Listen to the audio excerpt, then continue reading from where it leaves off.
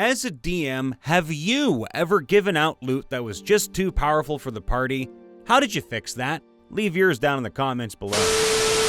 Us D&D players can never really get enough. Whether you play 3 times a week or once a month, part of you always craves more. We get our fix however we can, by watching short stories online, D&D live streams, Baldur's Gate. Well, allow me to offer you something new. The best available follows a party of new adventurers trying to make a name for themselves in hopes of being sponsored in a competition. Waterdeep's Festival of Heroes, which sees the chosen parties delving into the depths of Undermountain, risking life and limb to suppress the evils and monsters below to protect the city above. The Dungeon of the Mad Mage is filled with danger, treasure, glory, and mysteries yet to be revealed. Come watch the journey from humble beginnings into heroic legend as we adapt a campaign years in the making into an illustrated web series with art from Doodle Poodle, author of Tales from the Tables. We pride ourselves in converting hours-long sessions into smoothly paced episode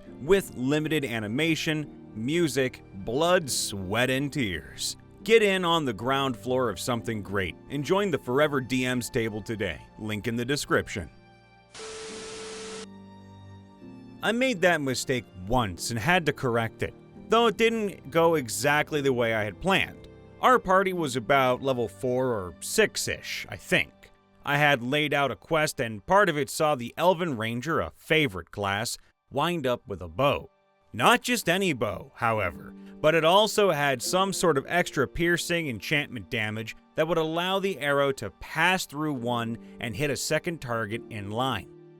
Combined with a specialized 3.5 edition ranger, basically made it a laser beam. Pew pew! That was a problem, and was my inexperience as a DM. Basically, the ranger was suddenly able to blow holes in just about everything. This became very apparent after a few encounters. The story I created included a couple of large, nasty monster henchmen, an ogre and a troll, who worked for the big bad evil guy, an evil wizard no less. I pumped up the troll henchmen, and they ambushed the party on a narrow bridge. Well, most of them decided on indirect tactics when confronted with this huge and mean-looking beast. Oh, not the ranger though. He thought this foe would easily be defeated with his mighty bow. He didn't take into account the reach of his enemy, however. After landing a blow with an arrow from his ranged weapon, quite close to the troll I might add, the powerful and hungry troll shrugged it off and then got mad. Really mad. He rushed the tasty elf and grabbed him, doing damage with his claws to the ranger. Uh-oh! As you may know, a 3.5 edition has an attack called Rend. He hits with both claw attacks. It latches onto the opponent's body and tears the flesh. This attack automatically deals an additional 2d6 plus 9 points of damage. The troll had done a lot of claw and bite damage already. The once mighty ranger was immediately torn into 2 pieces. Ouch. I had not expected the ranger to run up and get close enough for this, just get beat up and lose the weapon to the bad guys. I rolled a little too well, and when the elf couldn't escape, I figured his companions might at least be able to help him. Too late though. In the end, they delivered the body and the bow to a powerful elven druid for safekeeping. Problem solved, although a bit of a rough way to go about it. Early on, all the time, so much so that our games were referred to as Monty Wall games. However, over the decades, you learn how to balance the correct amount of cash and magic given as rewards. Now, the biggest issue is when you have enemies with character levels. Thus, they will be equipped with useful magic, and once they are defeated, the group gets all that stuff. A good way to prevent overuse of powerful items your bad guys use would be to have them fight with unconventional weapons and/or weapons that have a cost or a drawback. For example, a Flaming Burst Frost Burst +2 spiked chain is a deadly weapon. But if nobody in your group is proficient with it, then it will cost someone a lot of penalties and feats to be good with it. If your enemy naturally has cold resistance 5, then give them a frosted longsword that deals an extra 2d6 on a hit, but also deals the user 2 HP per round of cold damage as long as it is held. Have an evil cleric wear a magical suit of plate armor so evil looking and loaded with profane symbols that nobody would want to wear it, and so on. If you give out too much, you just have to roll with it and learn better for the future. You don't have to try to retroactively fix it. Dawn's Edge, the counter to a third of my campaign. So, the party is level 6, and they cleared most of an undead dungeon. They are just before the final boss of the dungeon, an undead mage that had apparently been making deals with fiends.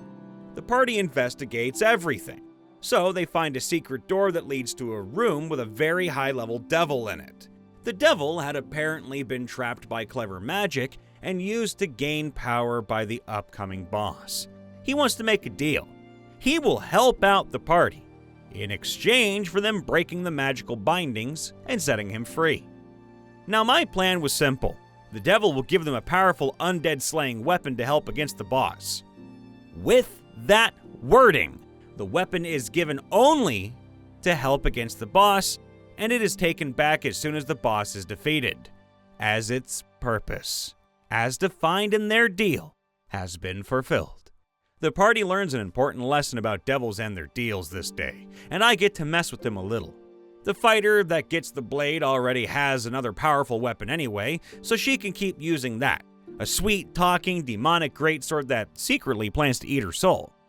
Here's what happened. About half or even a full hour of the party negotiating the terms of the deal and seriously stretching the lines to the point that the devil is only accepting it because he can get a lot of suffering with how he fulfills the many extra things the party is asking for, and out of spite for the boss that trapped him. Here's a side note real quick. If you're curious as to what some of the extra things they asked for also resulted in, otherwise skip this part entirely. An hour of very lore-heavy roleplay on why the Warlock's patron is hiding important things from the Warlock, and, surprise, surprise, the cleric learned a lot of things about him that should not be known, trademarked, and ended up turned to stone after the dungeon to prevent collateral damage from knowing these things that are forbidden knowledge for good reasons. Now don't worry, he was already planning to leave the group due to scheduling issues, and there was half a session dedicated to his character saying his goodbyes to everyone. It was an extremely satisfying scene that brought many tears to us. The fighter's demon sword was entirely identified, so I gave them the nearly 1-page long stat block and told them it is about to wake up and progress to stage 1 out of its 3 stages. They reviewed it carefully and decided that neither its stage 1 feature that allows it to subtly change her memories related to itself once every 3 days, for example, to make it seem like he wasn't just caught lying yesterday. Yeah, he's totally trustworthy, fingers crossed there. Nor the stage 3 feature, where it can straight up possess her, is worth the power of that sword. So, they dropped it. Then the devil took it and already knew who to give it to, as part of another deal, of course. Probably the nemesis of this same fighter. But, back to the point.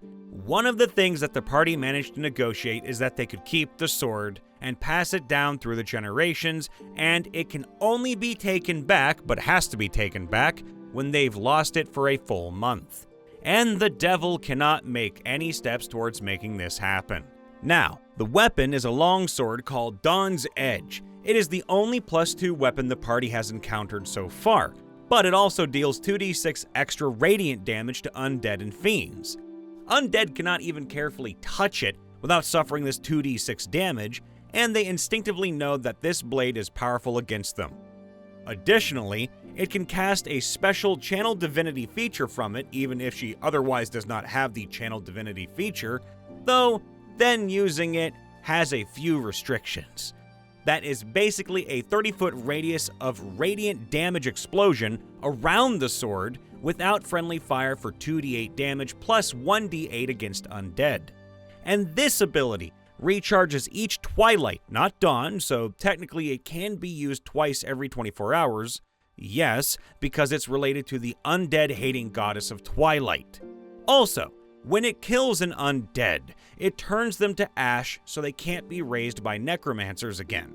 And it also entirely bypassed this specific upcoming boss feature for being super hard to properly kill. Well, it did a lot of work in the boss fight, and it was really amazing to use. And if the party isn't fighting undead or fiends, it will just be a pretty damn strong weapon, so it's all cool. Well, that is until they get to the immediate next story arc, where one side quest boss is a vampire, another side quest is about clearing a mad scientist's dungeon of his undead creations, and the big bad evil guy's faction can summon demons. All of which, you guessed it, is countered by the weapon. Oops. Well, my solution to the problem is this. They earned it, so they get to keep it as an awesome reward. I am going to adjust the difficulty of combat encounters so that the party doesn't stomp over everything, but they will also get to keep feeling empowered and rewarded for their amazing job. I will also put enough non-countered enemies in the next story arc for the sword to not constantly obliterate everything. I will also introduce an NPC that serves the goddess associated with the blade. She would really love to have it, and it would help her make her job a whole lot easier. So they can, but don't have to, give it to her. It's up to them. And finally, if the blade ever proves to be too oppressive and makes balancing too hard, I'll just talk to my players and tell them this is the issue, and figure out a way together to nerf it, but keep it feeling awesome. I consider this final thing to be the absolute best solution in nearly every situation where you as a DM can mess up the balance. We are all here to have fun together, and it works best when we can help each other with it. Getting your players' input on important matters is important as a DM, and you also don't have to do everything behind their backs or on your own. Often the players even suggest a perfect solution that you hadn't thought of, especially if they are experienced players. Sometimes characters experience incredible fortune. Sometimes they have just as incredible misfortune. Stop trying to give away treasure and magic like Monty Hall from Let's Make a Deal. You're a DM, not a game show host. Charge for room and board and drinks at the tavern. The stables need to pay for labor, rent, and feed for the horses too. Travel is incredibly slow and exhausting without transportation and beasts of burden, you know? Shopkeepers want to make sure you have the best, and the best costs a lot, even if it's just a little bit better. Any excuse to charge more money for more better is a great excuse. What are you, Walmart? Bad things happen. Taxes, bandits, death, blackmail, extortion, more death, theft. Magical holes in the multiverse that are attracted to magical things tend to just swallow them up and return them to the magical sinkhole where magical things and the occasional odd socks go to die. It's a chaotic world. Acts of nature, acts of God. Especially nice adventurers may donate their stuff to others who need it more, especially quest givers. Yeah, the orphans of St. Cuthbert's are really gonna need that Holy Avenger back in the temple where it belongs in order to break the curse. Believe, brother, it's for the children. Especially rude adventurers may donate their stuff to even ruder, bigger, meaner bullies, especially quest giver bullies. The spider goddess needs the skull of domination. You don't want to be turned into a spider demon, do you? It's best when the spider goddess gets what she wants.